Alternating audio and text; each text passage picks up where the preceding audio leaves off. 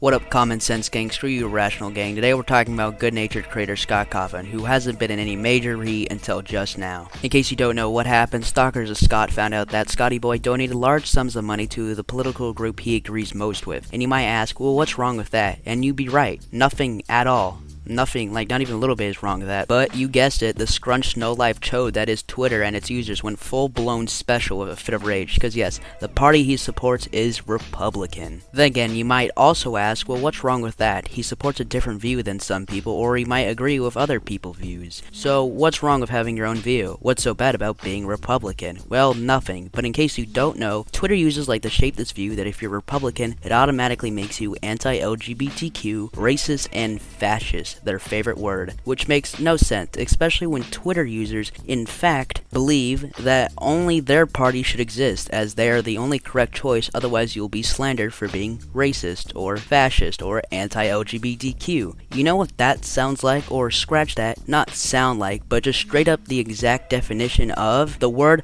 totalitarian state, which for those who don't know the definition of that word, is a concept for a form of government or political system that prohibits opposition to parties. And well, oh, would you look at who used that exact method? That's right, the Mario Brothers and Wario. Just the Wario went communist. Now with this came Scott at the trending page of the hell landscape that is Twitter. And yes, he was sent so many death threats telling him to go kill himself or he ruined their childhood, which, no he didn't. The game was about kids getting killed though. And of course the famous, I know where you live and I'm going to come kill you. And you bet your ass Scott's family, obviously, was very scared. His pregnant wife at the moment, congratulations by the way, was so scared with so much anxiety weighing down on her, which by the way, that much anxiety can really affect the progress of a baby being made. So great job Twitter, it being so caring, so accepting. You know what? The Rage of Fury cutscene is literally just this. Again, they're gonna kill me. They're gonna burn my house down. They're gonna tar and feather me. What am I gonna do? I know. I'm not even kidding, I bet some Twitter users actually said they were going to tar and feather Scott. I'm not even kidding about this, there probably is one. Which again, time and time again, Twitter has shown that they can really start mobs and accusing people left and right for stupid reasons just like this. They are literally just the biggest crybabies in the world. The fact that they are sending so many death threats to poor Scott, I feel so incredibly bad for him and his family. They are just genuinely good people. So the fact that they are doing this just really shows the worst in humanity. Twitter is literally the worst of humanity. Coming legit straight from Satan's vomit, because not even Satan wanted to hold it in. Also with this came a divide of people holding up the threats or just saying they feel ashamed, or the more reasonable side of why does it matter who he believes, he's still a good guy, or they just support him because they also are Republican. Now what might Scott be thinking? He makes a Reddit post as, yeah, like KSI and PewDiePie, Reddit seems to be the more accepting one, willing to forgive or just support no matter what they believe, as long as they are a good person. And I gotta say this, if anyone's a good person, Scott is 100% one of the nicest people in the world. For starters, he literally found a demon cat and still fed it food. Or how about the $500 spent to American Heart Association, or the $249 for St. Jude's Hospital, or $5,000 to Corey X Kenshin, $25,000 to Zeld Arthon, I don't even know how to say that, $19,780 to St. Jude's Hospital, again, $5,000 to St. Jude's Hospital, he really likes St. Jude's Hospital, Extra Life to Rooster Teeth event, $15,000, $25,000 to St. Jude's Hospital, $25,000 to Zeldaton, $10,000 to Against Malaria Smike event, $500 to JDRF fundraiser, $5,000 to Musaid, $5,000 to WWF, $2,500 to John Wolfie's charity event, $90,000 to St. Jude's Hospital Darko event, $2,500 to Mario's GoFundMe, $100,000 to Zeldathon, $25,000 to WWF, $5,000 to WWF UK, $10,000 to WWF, $3,000 to WWF, $500,000 to St. Jude's Hospital, $7,500, and on and on and on. This guy donates so much money. The full-blown, complete, total opposite of Scrooge McDuck. I mean, seriously. I bet to see a vault just like Scrooge McDuck's, but just says charity, and then one in his actual house that's actually a normal-sized vault that's just for his personal fun. I mean, now if that wasn't enough to show he's a good person, how about the fact that he's like the only game creator who accepts criticism, and when he makes a bad game, he improves the next one. And that one time when he just straight up refunded everyone because it was so bad, or the dozens of times he's apologized for delays, unlike some companies, and actually commits to his promises. He is a hard-working individual that has been through some harsh times, making slot games, then had a little desolate hope, a wood chipper, and then was able to create a fan base that has done some positive things. So now on to the Reddit post, which before I read the Reddit post, I need to get this straight right out of the way. This message, by the way, is for all, so listen up and listen well to a minor. Now, no matter what political party, religious group, or community in general that you are a part of does not determine who you are exactly as a person, even though these groups may have done bad stuff in the past. For example, as Republicans being racist to Germans after World War I and starting the stupidest thing ever, prohibition, pretty much. Democrats being the reason for slavery, still holding strong till Civil War, and also starting some of the most racist groups like the KKK. Both parties have some very corrupt people in it, and every religious group ever, excluding groups and causing many corruption in history. So suffice to say, I'm pretty sure every single group in the history of mankind has had their fair share of bad past. But again, these are all historical moments that happened in the past, and these groups have all been reformed at some time, so holding them back by history is just dumb. Which yes, some of these groups may still have some bad people, but overall, that doesn't make everyone in them automatically bad. If we all hate each other because they don't believe exactly what you believe in, then we forcefully make us into a totalitarian state, making people scared to have a different opinion than others, and we've become clones of each other. So in order to not repeat history and stay as a functioning society, we must follow these rules at the very least. Notice that people might think your opinion is wrong, which is okay, and you might also not agree with them, but that shouldn't be the reason why you hate them. You should only start to hate someone if they actually do something bad. If you just sit and look at who you call out, wait and strip away the views, see that they are actually a good-natured person. Now while you're doing that, stare at them, agree to disagree, shake hands, become friends, and later converse with each other and have an actual discussion as civilized people, not like this sort of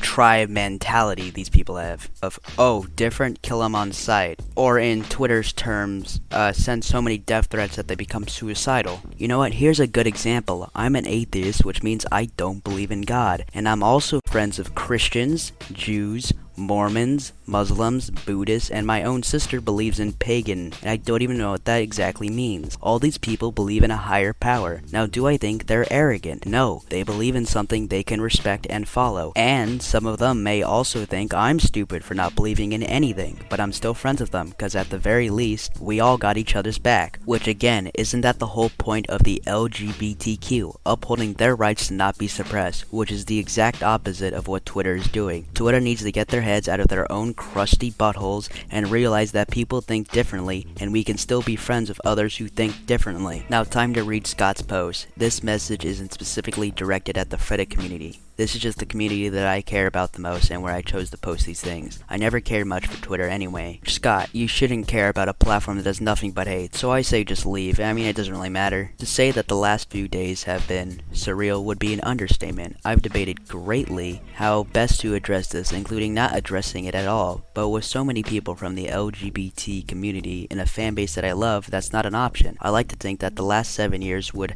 have given me the benefit of the doubt in regards to how I try to treat people. But boom, there I was, trending on Twitter for being a homophobe, getting doxxed with people threatening to come to my house. My wife is 6 weeks pregnant, and she spent last night in fear because of what was being said online. She has already been struggling with her pregnancy, so seeing her so afraid really scared me. All this because I exercised my right and my duty as an American citizen to vote for and support the candidate who I felt could best run the country for everyone, and that's something that I won't apologize for. Which I completely agree, just like in my bio, and you should all follow this too, I will never apologize for having an opinion or making a joke, as this is all it is, a joke and an opinion. For those who took the time to look, you saw the candidates I supported, including men, women, white people, black people, Republicans, and Democrats. I supported Kimberly Click in Baltimore because I believe that she really cared for the African American community there and wanted to pull them out of poverty. I believe she could have really made a difference in a time when so many black communities were struggling. She lost, unfortunately. I supported Tulsi Gabbard,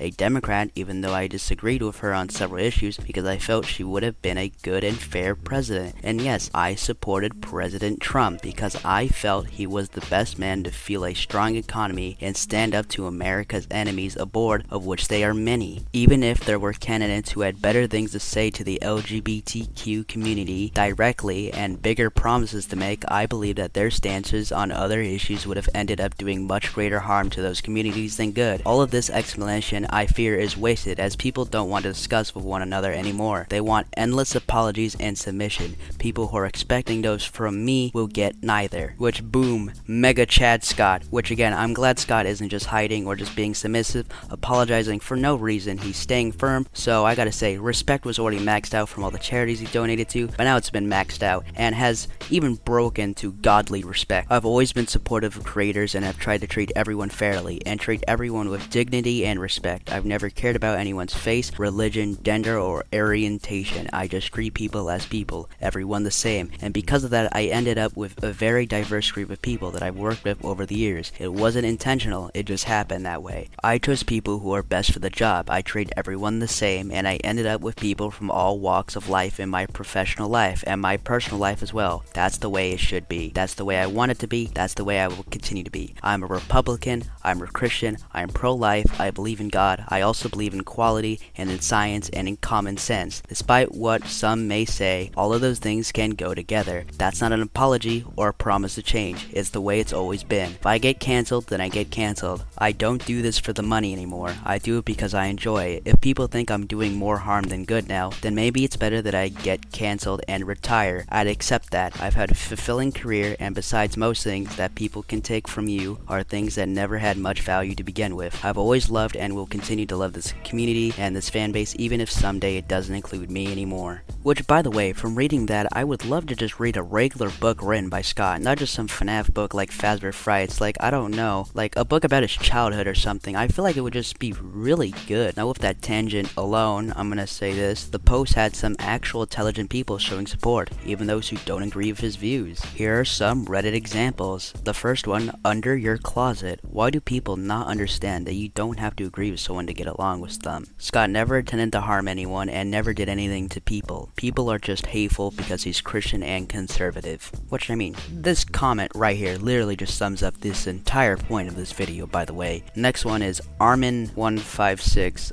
Armine? No, it's Armin. Scott, do not stop with doing what you've been doing for the last 7 years just because people want you to do so. You're awesome, donating to charity, making awesome games, supporting amazing people, and this won't ever change. FNAF has played a great role in my life, and I've never been more hyped for a game than I am for SB. So no, Scott, you'll never get cancelled. Which, yeah, no matter what you think of the FNAF games, you have to admit that FNAF has played a huge role in gaming history, starting as an indie game and then becoming its own genre pretty much, with so many clones, videos on YouTube, and music videos that have millions upon millions of views, some beating records of huge artists, and Scott supports this unlike some creators. I mean, Scott supports this so much that he's even created a fanverse where he's able to get fan games or fan creators of fan games to get paid. So yeah, Scott should know that many people support him, and even in tough times he can count on true fans, unlike the Twitter fans, which are only really fans because they like drawing creepy fetish art of the FNAF characters he made, especially Chica.